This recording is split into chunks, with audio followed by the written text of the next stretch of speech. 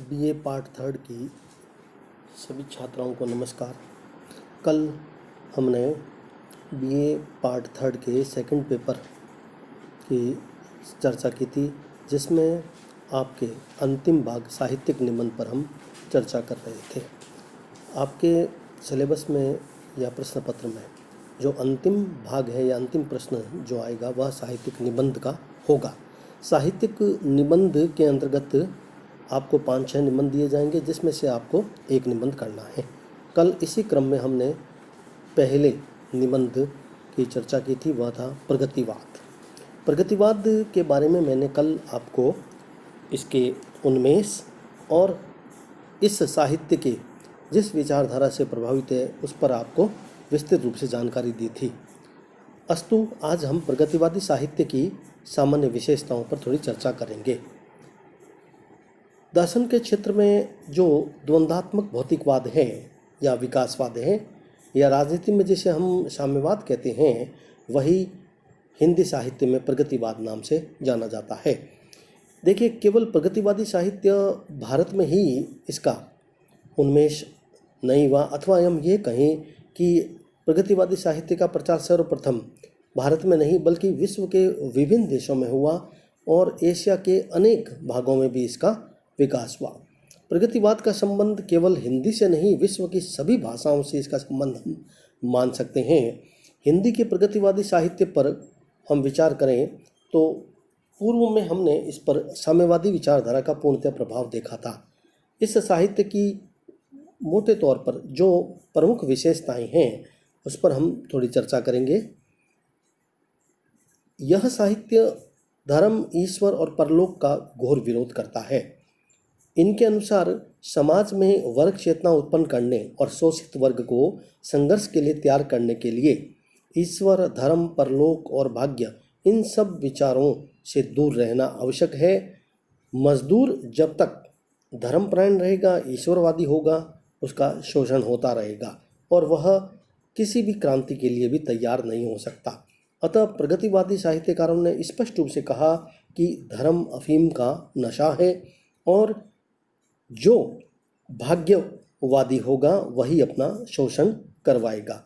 इसलिए वे धर्म, ईश्वर और परलोक का उन्होंने घोर विरोध किया। इसी क्रम में हम अगली चर्चा इसके साहित्य करेंगे, वह है कि यह साहित्य पूंजीपति वर्ग के प्रति बहुत ही घृणा रखता है। पहले ही स्पष्ट कर चुका हूँ मैं आपको कि यह साहित्य केवल 2 ही वर्ग मानता है। पहला वर्ग शोषक और दूसरा शोषित, एक पूंजीपति या दूसरा हम कह सकते हैं इसको मजदूर वर्ग। यह साहित्य पूंजीपतियों के प्रति अपनी घृणा की भावना अपने साहित्य में व्यक्त करता है। उसे वह स्वार्थी, कपटी, क्रूर और निर्दयी रूप में चित्रित करता है। इस साहित्य में हम शोषित वर्ग के प्रति बहुत ही सहानुभूति की भावना देख सकते हैं। विशेष रूप से जो किसान, मजदूर या सामान्य कामगार हैं, उसके प्रति दयनीय दशा का चित्रण कर और उसकी जो दयनीय दशा है उसके ऊपर उठाकर और उसके जीवन को अच्छा बनाना इस साहित्यकारों की प्रमुख विशेषता रही है। चूँकि साम्यवाद की भी यही विशेषता है, इसलिए इस साहित्य में यह मिलना स्वाभाविक है। एक अन्य तथ्य जो इस साहित्य का हमें देखने को मिलता है वह है कि यह साहित्य स्त्री को, नारी को जिस रूप में हमारा प्राचीन साहित्य मिलता है उस रूप में वैसा चित्रण उन्होंने नारी के प्रति नहीं किया है, या एक प्रकार से उनकी जो विचारधारा है नारी के प्रति वह बिल्कुल यथार्थवादी है। देखिए, हमने पूर्व में देखा होगा कि रीतिकाल, भारतेंदुकाल, द्विवेदी युग, उसमें नारी को आदर्शवादी या उसके सौंदर्य की चर्चा या उसके रूप वैभव की कल्पना का जो चित्रण किया गया है वह चित्रण इस काव्य में हमें बिल्कुल भी नहीं मिलता है। ये नारी का चित्रण एक वास्तविक रूप में करते हैं जो खेत खलिहान में काम करने वाली कृषक बालाएं, मजदूरनियाँ हैं, उस रूप में इस साहित्य में उनका चित्रण मिलता है। यह साहित्य जहाँ तक भाषा शैली का बात है तो बहुत ही सरल और सहज भाषा में इसका निर्माण हुआ था, क्योंकि उनको पता था कि हम किसके लिए यह काव्य रचना कर रहे हैं। निश्चित रूप से मैं यह कह सकता हूँ कि प्रगतिवादी साहित्य बहुत उच्च कोटि के पाठकों के लिए या बहुत संस्कृत निष्ठ जो शब्दावली का अधिक देखना चाहते हैं काव्य प्रयोग, उसके लिए यह साहित्य नहीं रहा है। इसमें बहुत ही सरल और जन भाषा की शैली का प्रयोग किया गया है।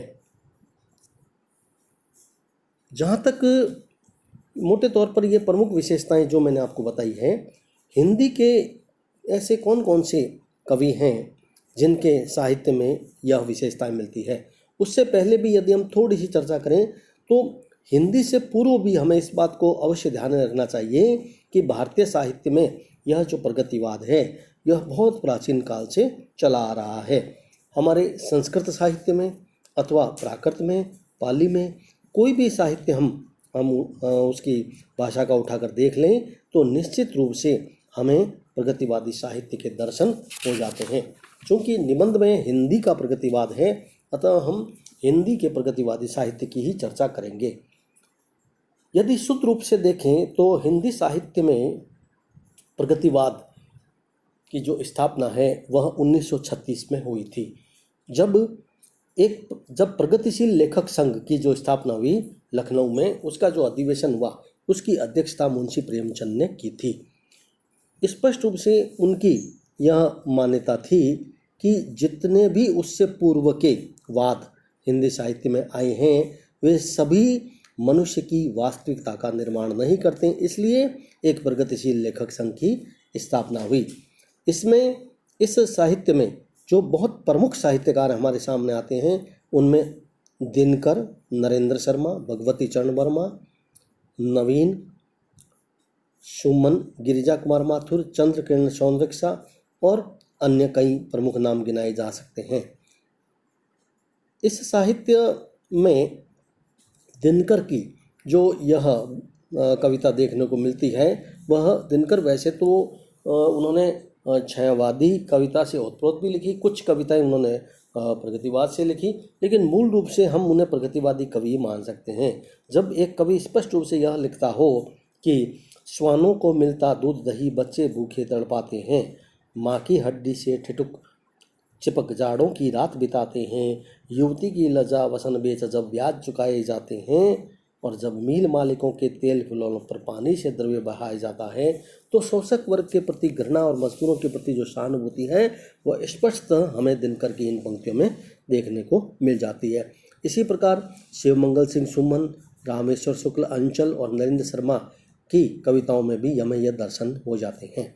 जहाँ तक कथा साहित्य की बात है, केवल काव्य की हम चर्चा न करके, तो उसमें तो एक बहुत लंबी परंपरा श्रृंखला हमें प्रगतिवादी साहित्यकारों की देखने को मिल सकती है, जिसमें कुछ प्रमुख नाम हमारे सामने राहुल शंकरत्यायी, यशपाल, नागार्जुन, राघव आदि के रूप में देख सकते हैं। अंतिम कड़ियों में यदि देखें तो प्रगतिवादी आलोचकों की जहाँ तक बात है, पहले हमने इसके काव्यकारों की चर्चा की, फिर कथा साहित्यकारों की, अब हम आलोचकों को दृष्टिकोण देखें तो हिंदी में बहुत ही सुदृढ़ प्रगतिवादी आलोचक में हैं, जिसमें डॉक्टर रामविलास शर्मा, शिवदान सिंह चौहान, प्रकाश चंद्र गुप्त और अमृत राय बहुत नाम प्रमुख गिनाए जा सकते हैं, जिनकी आलोचनाएं बहुत गंभीर है, जिसमें सुदृढ़ता है, परिपक्वता है और उनका एक विशिष्ट योगदान हिंदी साहित्य में माना जा सकता है।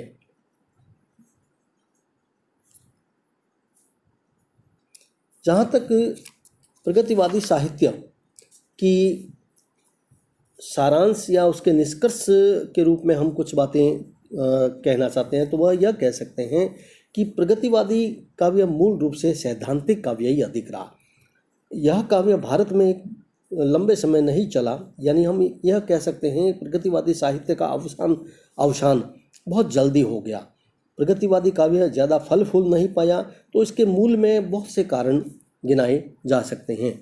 एक तो इन्होंने अपने काव्य में जिस धर्म, परलोक, ईश्वर, आध्यात्मिकता का जो बहिष्कार एक प्रकार से किया था वह भारत में चल नहीं सकता, क्योंकि भारत एक धार्मिक देश है जिसमें इस प्रकार की व्यवस्था का फलना फूलना या पचाना जनता के लिए हितकर या सुलभ नहीं हो सकता था। दूसरी बात कि यह पूर्ण रूप से एकांकिता पर ही आधारित रहा है।